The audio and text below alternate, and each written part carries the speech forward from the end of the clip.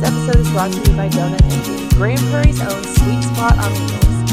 Owned by Christian and Yasmin Garza, Donut Envy serves up hot, fresh mini donuts made right from the truck with a lineup of refreshing, handcrafted lemonades that fit just right. Look for the Donut Envy truck at local events and festivals, or follow them online to see where the sweetness rolls next. Donut Envy, where every stop is a treat. Want to help us keep Faces of Grand Prairie going? Buy us a coffee. It's a simple way to support local media that celebrates and educates our home territory. Welcome to Faces of Grand Prairie United Voices. We're here to visit with one another charities. I am Patty Brock, Executive Director of Grand Prairie United Charities. Jean Bondi, Director of Development, Grand Prairie United Charities. Hi, I'm Amber Alexander with Children First Counseling Center. And I'm Jenna Pecor. I am the host of Faces of Grand Prairie. The best. So, welcome, Amber. How long have you been with Children's First now? How long has it been? 4 months. 4 months, okay. So tell us a little bit about you, your background, when you were 2 years old, where you lived, your family, any jobs that are pertinent. Before we do that, can I just show what we've been doing today? So what we're looking at here is you modeling. Woo! What a great job you did. Of Commerce. So that's what we've been doing today is we were at the Grand Prairie Chamber of Commerce Women's Conference, which was awesome. Yes.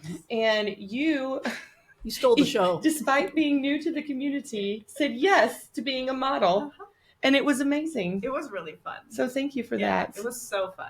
So if there's anybody listening, that is a great event to be a part of. Wonderful. And it is one of the wonderful things that the Grand Prairie Chamber of Commerce does. So we highly encourage everyone to become a member if you're not a member. So sorry, that was just my shameless plug for the Thank chamber. you very much. Yes, absolutely. So other than modeling, tell us about what else you've historically done and a little bit about you.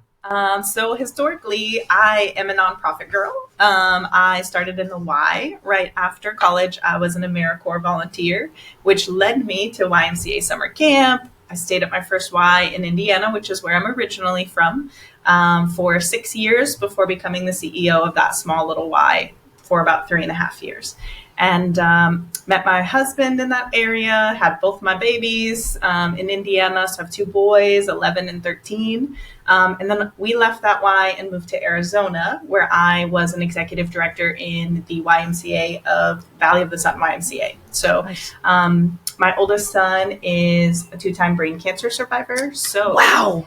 the second time that his cancer came back, I had only been at that Y for about 5 months. So for me, that was a turning point in my life where I kind of switched. I always wanted to be a career woman, and I didn't even want to get married, but my husband was too perfect to pass up, right? So that was so wonderful. Good job. So thanks. But when my son's cancer came back, I was like, okay, pause, reset, rebalance. Focus goes here now. Mm-hmm. And so, by the grace of God, he came through a second time. And during that, I had not done a good job taking care of myself. In his first cancer treatment, I took care of everything but me. I took care of the Y, I took care of my brand new baby. My youngest was 13 weeks the first time my son was diagnosed. Yeah. I took care of my husband. I took care of all the things but me. So the second time that my son's cancer came back, I reset everything in my life, including taking care of me first. Yeah, good. And so in that process, I shared all that on social media. And I ended up becoming, because I was already a personal trainer, I ended up becoming a wellness coach. So I was able to work from home and start a business that way as my son was going through treatment. Well, that turned into me buying a brick and mortar shop and opening a fitness studio / smoothie shop and doing boot camps for community, all those things in Arizona. Well, then my husband comes home one day and says, I get the chance for my dream job. He'd been working with the same company our entire marriage. He said, do you want to move to Reno or do you want to move to Dallas-Fort Worth? So I guess we won. Just throw the dice and see what happens. Right? No, it was an easy choice. So we moved to DFW 3 years ago. I served I worked in a corporate America job when we first got here because I was still homeschooling my kids for a little bit. And then I started working at Girls Inc. of Tarrant County as their development director for corporate partnerships and major donors. And I had another life shift in my own health at the beginning of 2025 that had me do an unexpected surgery that kept me home for 6 weeks. And during that time, because I'm not a person that sits down, I'm a person that goes. I said, you know what? I'm about halfway through my life. I'm about to start doing things that I want to do. I want to do things for me. I want to do things that I'm going to serve in the ways that I want to serve. I'm going to do what I want to do. And so I started applying for jobs and found Children First, fell in love with the mission because therapy is a huge part of who I am today. And all of the tools and resources that I have come from that.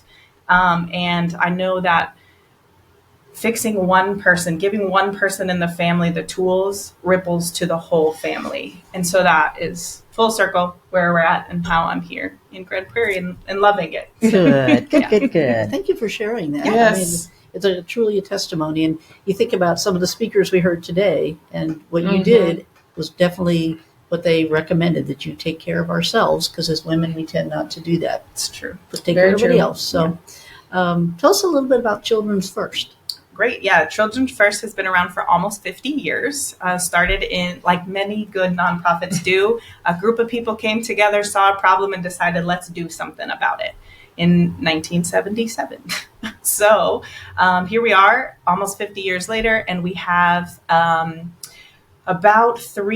year we had about 300 people that we served. And that doesn't sound like a lot, but again, think to what I just said. When you give one person in the family the tools, that ripple effect goes through the family, the friends, the extended family, and into the community.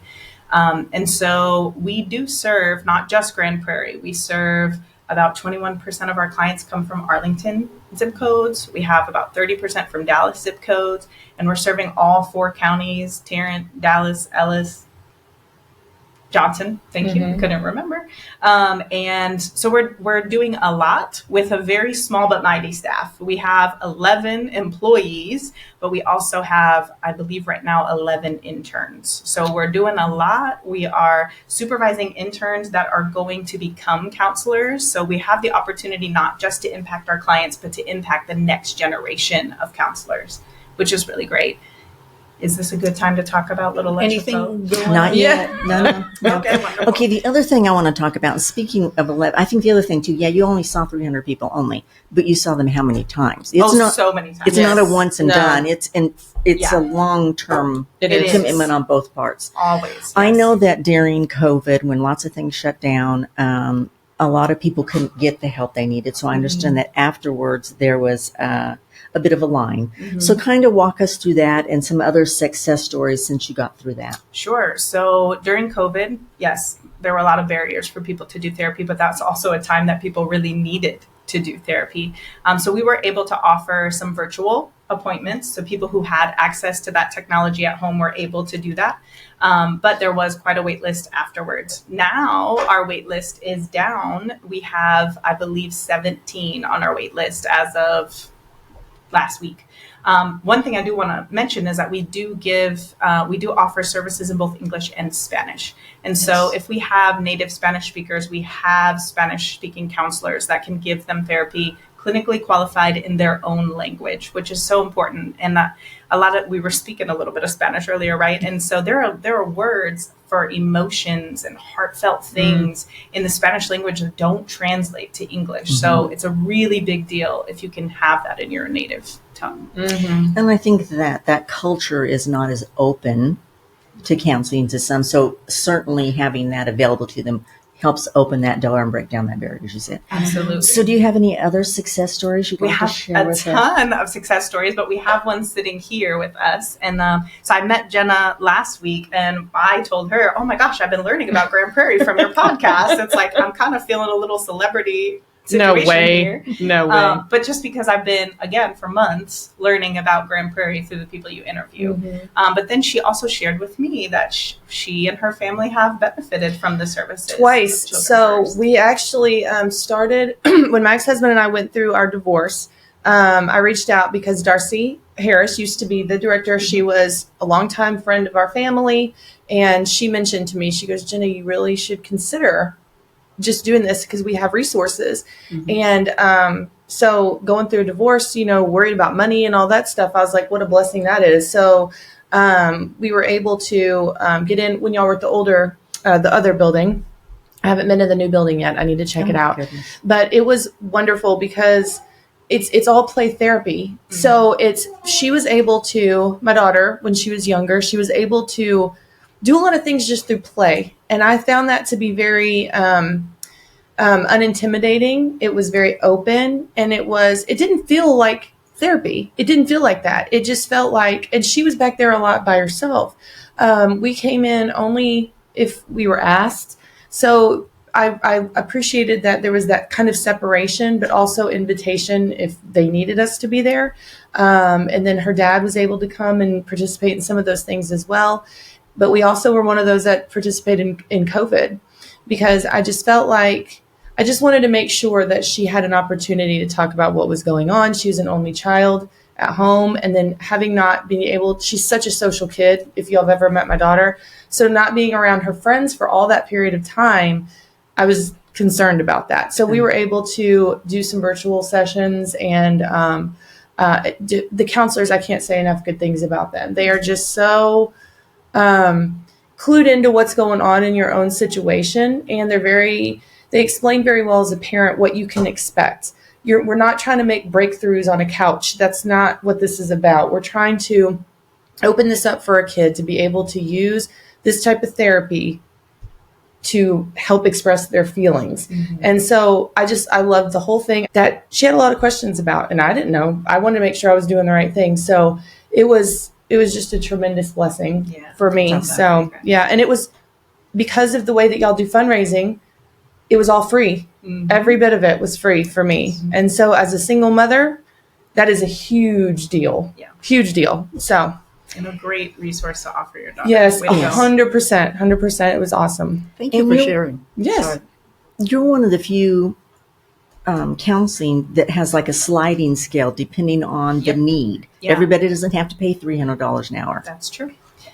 Yeah, so right now, what we do first is we try to qualify everybody for a grant. We get grant funding through several different means in pass-through funds from the federal government. And so if we get certain documents, we can qualify certain people for certain grants, and then it's completely free for them to use the services.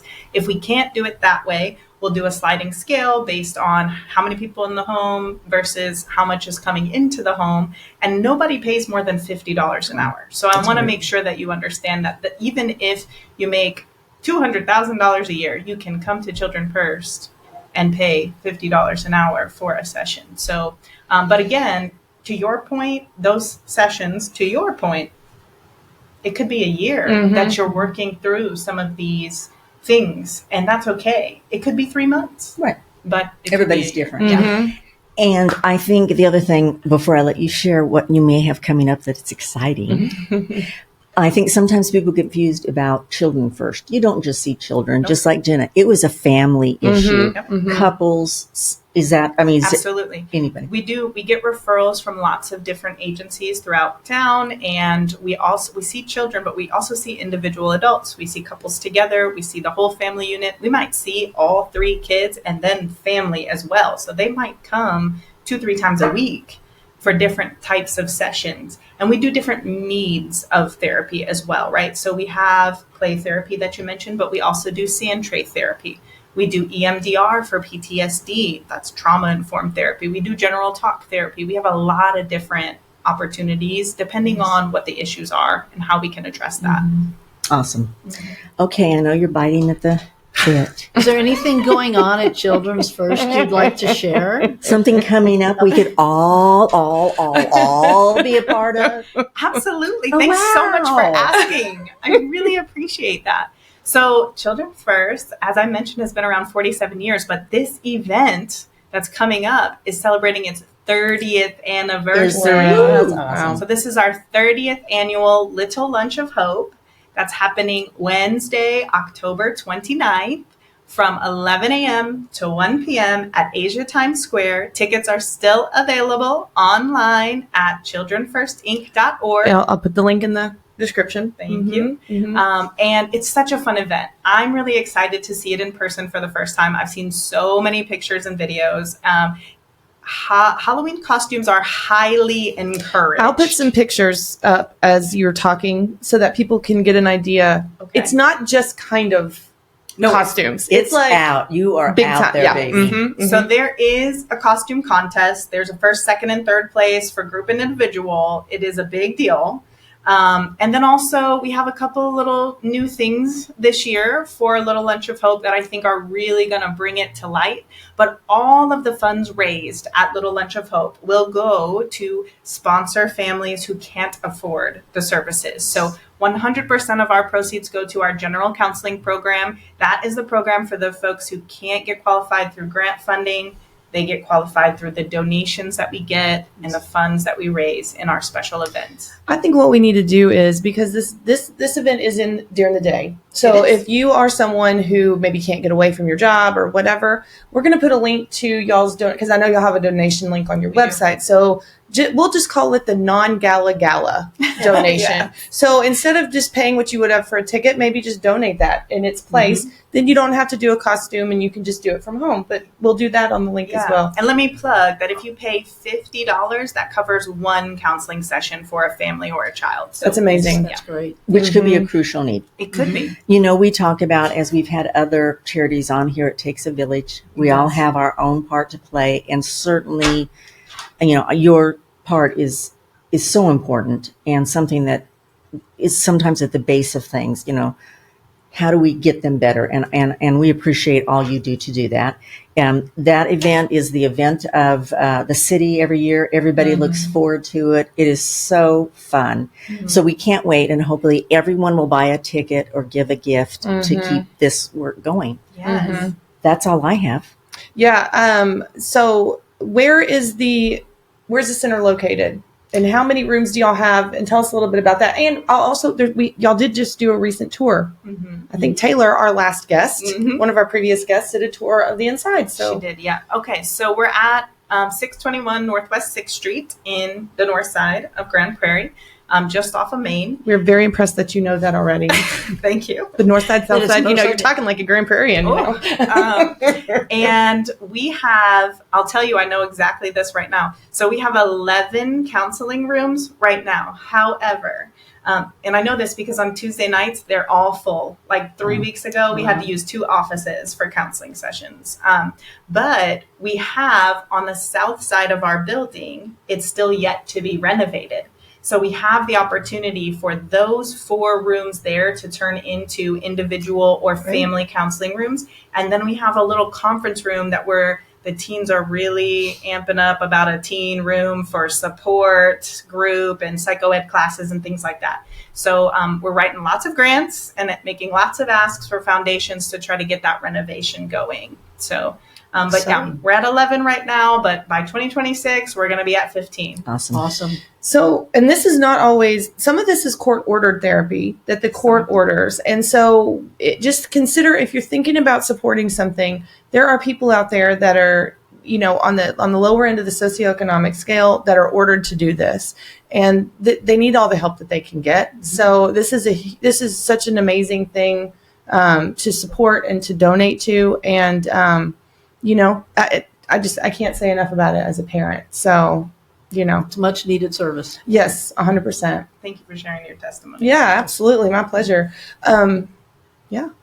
Well, thank you for being with us today. We had a great time. Didn't take you Jenna. long to get on the podcast. No, I guess not. Man. I mean, all I had to do was just strut my stuff at a fashion show. Well, that and those 20 single dollar bills you sent my way. What? Appreciate it. Oh, yeah. I got 30. You only got 20? Jeez. We will edit this out. Thank you very Will we? much, No, I'm just Amber. kidding. Y'all go buy your tickets right now for Little Lunch of Hope. Yes, thank you for having me. Thank you.